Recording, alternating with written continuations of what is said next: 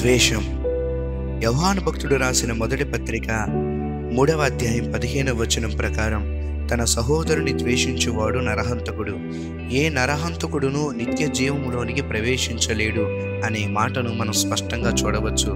కానీ ఈ రోజుల్లో మనం అనేకుల్ని ద్వేషిస్తూ నేనింకా నీతిమంతునిగానే ఉన్నాను, పరలోకానికి వెళ్తాను అనే భ్రమలో బ్రతుకుతున్నాం. కాబట్టి ఈ యొక్క భయంకరమైన బలహీనత నుండి విడుదల కొరకు ప్రార్థిద్దాం. మీరు కూడా ఏకీభవించండి. మా ప్రభువా, ఈరోజు నీ సన్నిధిలో ద్వేషం అనే ఈ భయంకరమైన బలహీనత నుంచి విడుదల కొరకు ప్రార్థిస్తున్నాము. మా చుట్టూ ఉన్నవారిని, మా తోటి వారిని, మా సహోదరుల్ని, మనుషులను ఎవరినైనా సరే మేము ద్వేషించకుండానట్లుగా నీ ప్రేమతో మా హృదయాన్ని నింపండి. నీ ప్రేమను మా హృదయం నిండా నింపండి. కృపలో సహాయం చేయమని యేసయ్య నామములో ప్రార్థిస్తున్నాం పరమ తండ్రి. ఆమేన్.